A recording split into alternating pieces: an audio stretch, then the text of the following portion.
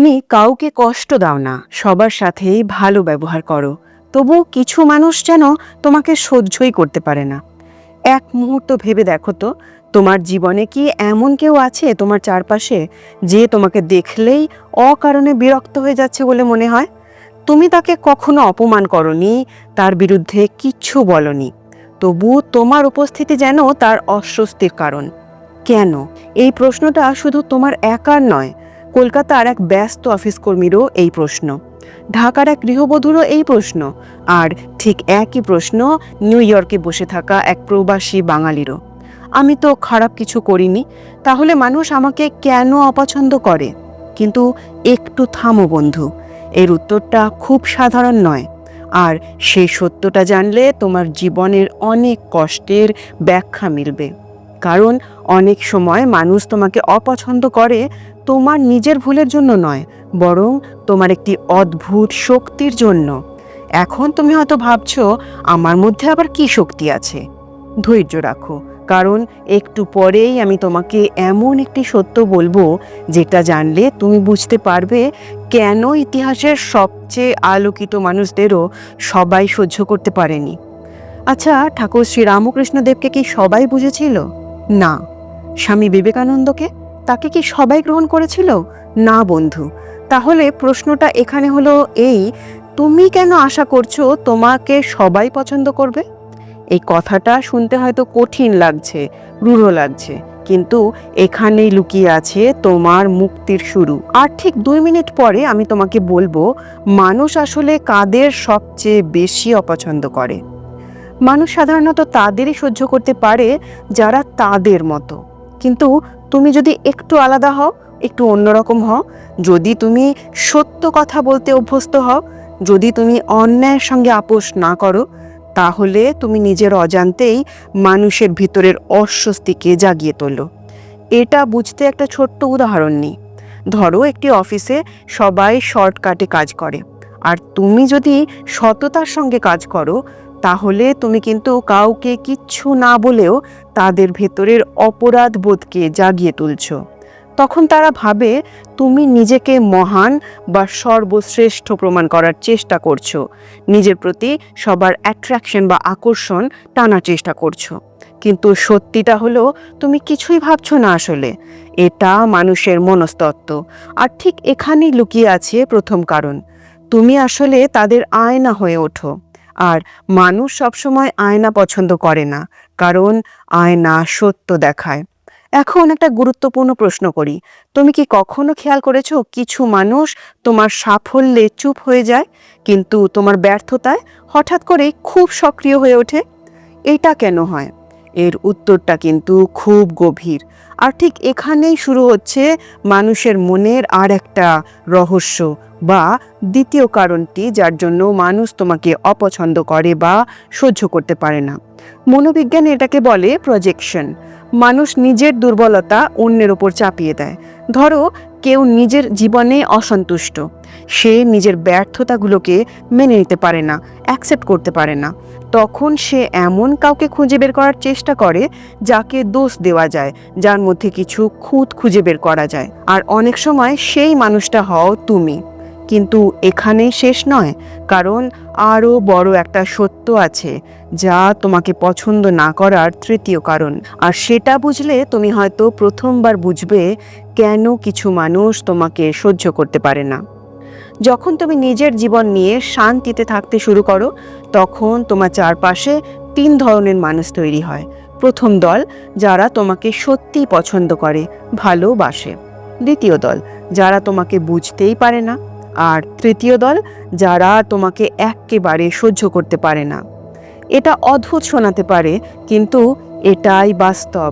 কারণ তুমি যখন নিজের আলো খুঁজে পাও, তখন সেই আলো সবাইকে আরাম দেয় না, সবাইকে কমফোর্টেবল ফিল করায় না। কিছু মানুষ সেই আলোতে অনুপ্রাণিত হয়, আর কিছু মানুষ সেই আলোতে অস্বস্তি অনুভব করে। কিন্তু কিছু মানুষ আছে যারা সেই আলোকে নিভে দিতে চায় চিরকালের জন্য। কিন্তু এখন একটা বড় প্রশ্ন করি, তাহলে কি আমাদের নিজেকে বদলে ফেলা উচিত সবাইকে খুশি করার জন্য? না, মা শারদা বলেছেন, পৃথিবীতে সবাই তোমাকে বুঝবে না, কিন্তু তাতে তোমার ভালোবাসা কমে যাওয়া উচিত নয়। এই কথার ভিতরে একটা গভীর মনস্তাত্ত্বিক সত্য আছে। তুমি যখন নিজের সত্যকে ধরে রাখো, তখন তোমার চারপাশের মানুষ বদলাতে শুরু করে। কিছু মানুষ দূরে সরে যায়, কিছু মানুষ নতুন করে তোমার জীবনে আসে। আর ঠিক এই পরিবর্তনটাই অনেক সময় আমাদের ভয় দেখায়। কারণ আমরা ভাবি, মানুষ আমাকে কেন ছেড়ে চলে যাচ্ছে, কেন আমার সাথে কেউ থাকে না, আমার কঠিন সময়, আমার দুঃখের সময় আমি কেন কাউকে পাশে পাই না। কিন্তু কখনো কখনো এটা হলো ঈশ্বরের উপায় তোমাকে নতুন মানুষের কাছে নিয়ে যাওয়ার জন্য। আর যদি তুমি এই কথাটা সত্যি বুঝতে পারো, তাহলে তোমার জীবনের অনেক পুরনো কষ্ট হালকা হয়ে যাবে। কিন্তু এর চেয়েও বড় সত্যটা এখনো বলা বাকি। কারণ কিছু মানুষ তোমাকে সহ্য করতে পারে না, কারণ তুমি তাদের মধ্যে এক অদ্ভুত প্রশ্ন জাগিয়ে তোলো। তুমি তাদের মনে প্রশ্ন জাগাও, আমি কেন এমন হতে পারলাম না? আর এই প্রশ্নটাই অনেকের কাছে অস্বস্তিকর। তাই তারা তোমাকে ছোট করার চেষ্টা করে। কিন্তু মনে রেখো বন্ধু, আলোকে ছোট করলে আলো কখনো কিন্তু কমে যায় না। ঠাকুর শ্রী রামকৃষ্ণদেব বলতেন, যে মানুষ ঈশ্বরের পথে হাঁটে তাকে অনেক পরীক্ষা দিতে হয়। হয়তো এই মানুষগুলো তোমার জীবনের সেই পরীক্ষা। তারা তোমাকে শিখিয়ে দিচ্ছে নিজেকে ভালোবাসতে, নিজের আলোকে ভয় না পেতে। বন্ধু, জীবনে একটা বিষয় মনে রেখো, যদি সবাই তোমাকে পছন্দ করে তাহলে হয়তো তুমি খুব সাবধানে বাঁচছো। কিন্তু যদি কিছু মানুষ তোমাকে অপছন্দ করে, তাহলে হয়তো তুমি সত্যিকারের নিজেকে প্রকাশ করছো। আর ইতিহাসে এমন উদাহরণ অসংখ্য। যারা পৃথিবী বদলেছে তাদের কিন্তু সবাই ভালোবাসেনি, কিন্তু তার জন্য কিন্তু তারা থেমে থাকেনি। কারণ তারা জানতো সবাইকে খুশি করা জীবনের লক্ষ্য নয়, হতে পারে না। যারা তোমাকে অপছন্দ করে তাদের কথা ভেবে তুমি নিজের স্বপ্নকে থামিয়ে দিচ্ছ। যদি তাই হয়, তাহলে তুমি নিজের শক্তি নষ্ট করছো। কারণ তোমার জীবন তাদের মতামতের জন্য নয়, তোমার জীবনের উদ্দেশ্য তোমার নিজের পথ তৈরি করা। যদি কেউ তোমাকে অপছন্দ করে, তাহলে 3টি জিনিস মনে রাখো। প্রথম, নিজের মূল্য কমিয়ে দিও না। দ্বিতীয়, তাদের ঘৃণাকে নিজের সত্যি ভেবো না। আর তৃতীয়, নিজের উন্নতি থামিও না, কারণ তোমার উন্নতি হলো তোমার সবচেয়ে বড় উত্তর। যদি আমার আজকের এই কথাগুলো তোমাকে একটু হলেও ভাবতে বাধ্য করে, তাহলে নিচে কমেন্টে লিখে দিও, আমি নিজের পথেই চলবো। এই কথাটা শুধু কমেন্ট নয়, এটা তোমার নিজের কাছে একটা প্রতিজ্ঞা। আর আজ এই ভিডিও শেষ করার আগে তোমাকে একটা ছোট্ট অনুরোধ করি। আজ রাতে যখন তুমি একটু নীরব থাকবে, নিজের মনে একবার বলো, আমি সবার জন্য নই, আমি তাদের জন্য যারা আমার সত্যকে বুঝতে পারে। বন্ধু, এই বাক্যটা তোমার আত্মবিশ্বাসকে বদলে দিতে পারে।